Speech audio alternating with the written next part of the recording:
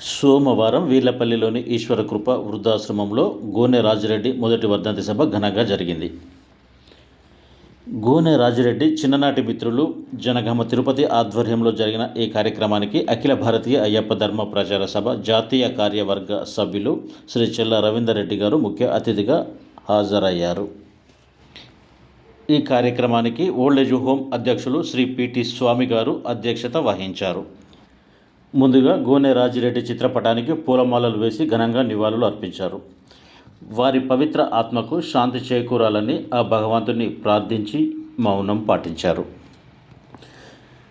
మిత్రుని వర్ధంతి కార్యక్రమం చేయడం గొప్ప విషయమని, ఈ స్ఫూర్తి నలుగురికి మార్గదర్శకం అవ్వాలని వక్తలు ఆకాంక్షించారు. చిన్ననాటి మిత్రులు కట్ట కుమారస్వామి, రామ్ శంకర్ మరియు అయ్యప్ప సేవకులు తుమ్మ సురేష్, వడ్డెపల్లి దినేష్ గారు, ఆశ్రమ నిర్వాహకులు సత్తయ్య, సత్యనారాయణ తదితరులు పాల్గొని రాజిరెడ్డి పవిత్ర ఆత్మకి శాంతి చేకూరాలని మనసారా కోరుకుంటూ శ్రద్ధాంజలి ఘటించారు.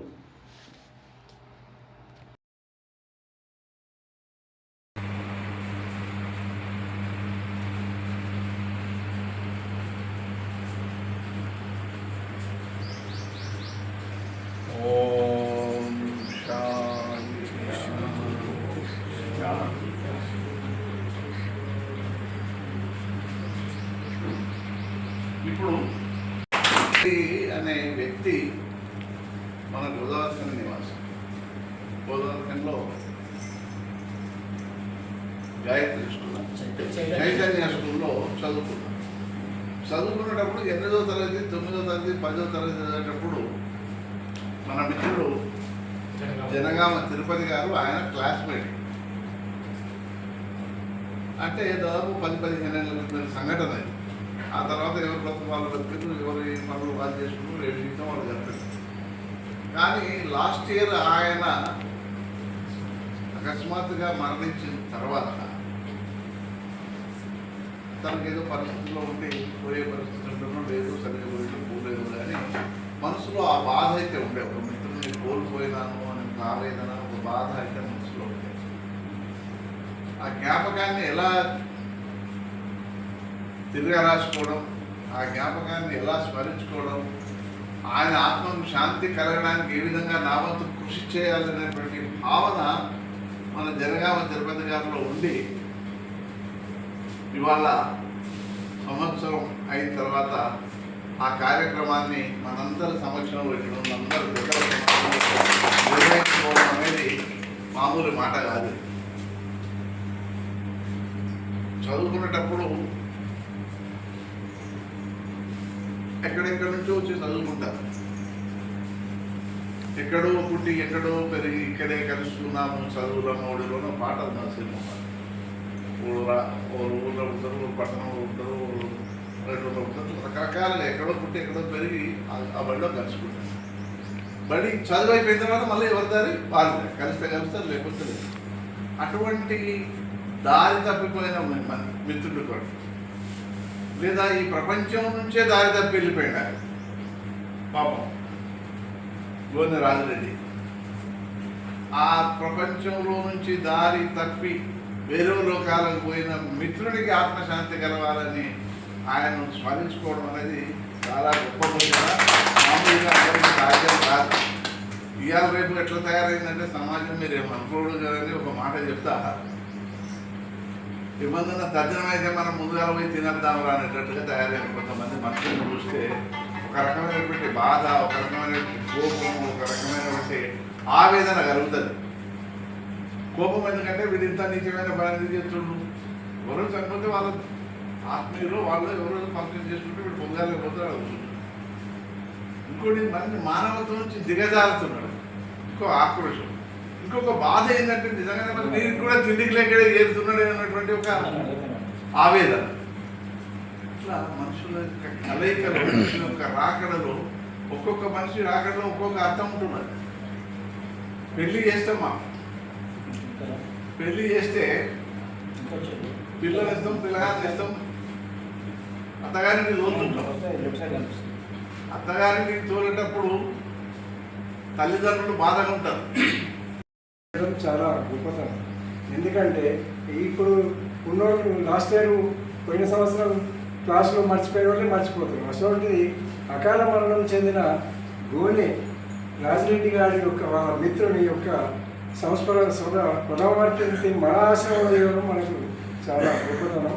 ఎందుకంటే ఆ గుర్తుంచుకొని తన స్నేహితుడిని గుర్తుంచుకొని ఇక్కడ మన ఆశ్రమంలో ఇంతమంది వృద్ధుల మధ్య ఈ సంస్కరణ సభ చేయడం చాలా గొప్పతనం తిరుపతి గారి. ఎందుకంటే ఇవాళ ఎవరు గుర్తుపెట్టుకుంటున్నారు. ఎందుకంటే నిన్నదాకా ఉన్నవాడు కూడా ఈ సారి చెప్పినట్టు ఎప్పుడు తిందా అయిపోతుందా అన్నట్టే ఉంటారు అందరూ. రావడం పోవడం ఇది అదొక రొటీన్ లెక్క అయిపోయింది. అంటే స్పందన అనేది వాళ్ళ భావాలు కలగడం అనేది ముఖ్యం. ఎందుకంటే ఎప్పుడో అంటే తనకు 8-9 జ్ఞాపకం ఉండాల్సిన అవసరం లేదు. అంటే ఆయనకు అంతగానో భావన ఉన్నది కాబట్టి స్పందించే మన ఆశ్రమంలో ఈ కార్యక్రమం చేస్తున్నందుకు వాళ్ళ కృతజ్ఞతలు తెలియజేస్తూ నేను ముగిస్తున్నాను. నిర్వాహకులు జనగామ తిరుపతి అన్న గారికి, మిత్రులు సురేష్ అన్న గారికి, అలాగే సురేష్ అన్న గారికి మీ అందరికీ కూడా పేరు పేరున శుభ మధ్యాహ్నం.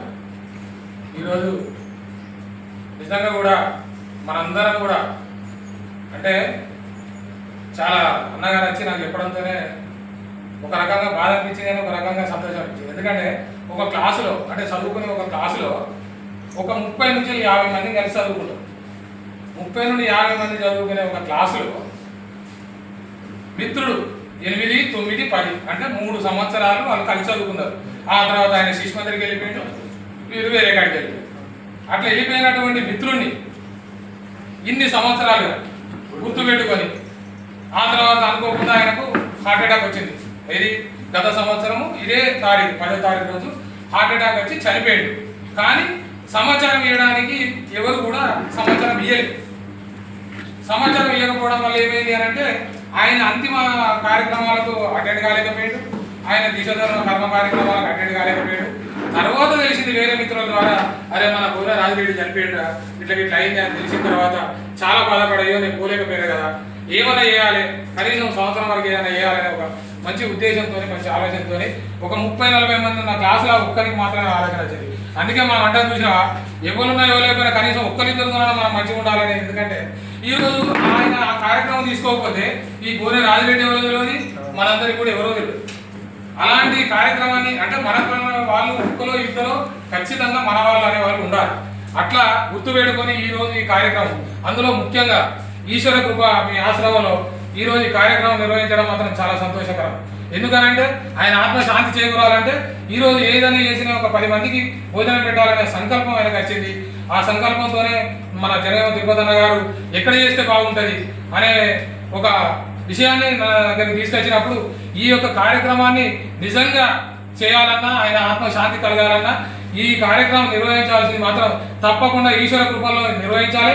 అక్కడున్న పెద్ద మనుషుల మధ్యలో ఈరోజు కార్యక్రమం నిర్వహిస్తే ఆయన ఆత్మకు శాంతి చేకూరుతుంది, ఆయన ఎక్కడున్నా ఏ లోకానున్నా ఆయన ఆత్మ శాంతి చేకూరుతుంది అని చెప్పేసి చెప్పడంతోనే అన్నగారు వెంటనే ఆ కార్యక్రమాన్ని నిర్వహించాలని చెప్పడంతోనే పెద్దలకు చెప్పడంతోనే వారు కూడా ఈరోజు వేరే వాళ్ళ కార్యక్రమం ఉన్నప్పటికీ కూడా లేదు ఇంత మంచి కార్యక్రమం కాబట్టి ఈరోజు ఈ కార్యక్రమం మన ఆశ్రమంలో చేయాలని చెప్పేసి ఈ అవకాశం ఇచ్చిన నిజంగా కూడా పెద్దలకి వాళ్ళకు కూడా హృదయపూర్వక ధన్యవాదాలు తెలియజేస్తూ మీ అందరూ కూడా వారిని ప్రార్థిస్తూ వారు ఏ లోకాలు ఉన్నా వారి ఆత్మశాంతి చేకూరాలని మీ అందరూ కూడా మనస్ఫూర్తిగా ఆయన ప్రార్థించి ఈ అవకాశం ఇచ్చిన పెద్దలందరూ కూడా పేరు పేరున హృదయపూర్వక నమస్కారాలు తెలియజేస్తూ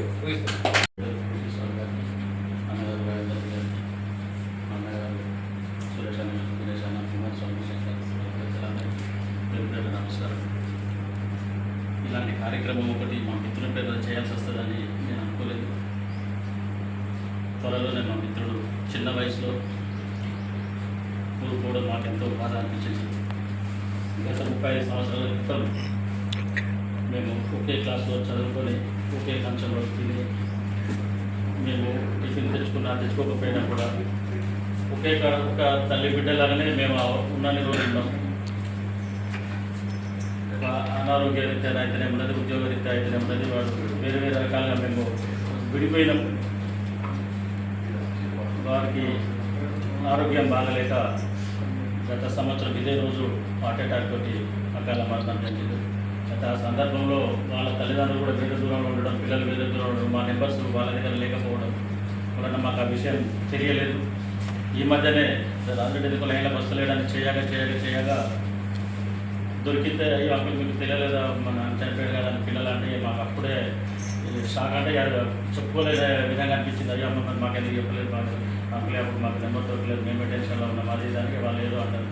సరేలే అనే ఉద్దేశం కొద్దిగా మేము మనసులో అనుకొని సరే వాటి పేరు మీద సరే మేము రోజు కలిసి తిరిగినందుకు 30 మందికి భోజనం అయితే పెట్టిద్దాం, వాడు ఆత్మకు శాంతి చేయబోతుంది, ఆత్మ చూపు కూడా చూసుకోలేదు కదా అనే ఉద్దేశం కొద్ది ఈ కార్యక్రమం తీసుకోవడం జరిగింది. దాన్ని మా మిత్రుగా చెప్పడం వల్ల అనిపించాలని చెప్తే సరే ఇక్కడ చేద్దాం రావడం అంటే ఇది రావడం మీరు చూడడంతో నిజంగా మీ ఆధ్వర్యంలో చేయడం మూలన వాడి ఆత్మకైతే శాంతి చేకూరుతుందని అనుకుంటున్నాను.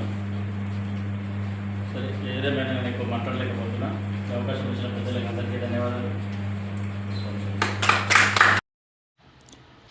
అనంతరం ఈశ్వర కృప వృద్ధాశ్రమంలోని అక్కడి వృద్ధులకి రాజిరెడ్డి పేరు మీద అన్నదాన కార్యక్రమం నిర్వహించడం జరిగింది. ఈ కార్యక్రమం ద్వారా బాల్యమిత్రుని మరచిపోలేదని, అసలు స్నేహానికి మరణమే లేదు అని రాజిరెడ్డి మిత్రులు జనగామ తిరుపతి, కట్ట కుమారస్వామి, రామ్ శంకర్, దొడ్డిపాటి రాజు, విన్నం శ్రీనివాస్, తమ్మిశెట్టి సంపత్, కోటేశ్వర్లు, తూడి సంపత్, పసుల అశోక్ తదితరులు నిరూపించారని పలువురు కొనియాడారు. స్నేహితునికి ప్రతి కష్టంలో సుఖములో తోడుగా నీడగా అండగా ఉంటామని, అలాగే మిత్రునికే కాకుండా సమాజంలోని అభాగ్యులకి ఎవరికి కష్టం వచ్చినా ముందుండి సాధ్యమైనంత వరకు ఆ కష్టాన్ని తీరుస్తామని ప్రకటించారు. ఈశ్వర కృప వృద్ధాశ్రమ నిర్వాహకులకి, అలాగే ఈ కార్యక్రమంలో పాల్గొన్న అఖిల భారతీయ అయ్యప్ప ధర్మ ప్రచార సభ జాతీయ కార్యవర్గ సభ్యులు చెల్ల రవీందర్ రెడ్డి గారికి, అయ్యప్ప సేవకులు తుమ్మ సురేష్ గారికి, వడ్డపల్లి దినేష్ గారికి కృతజ్ఞతలు తెలిపారు.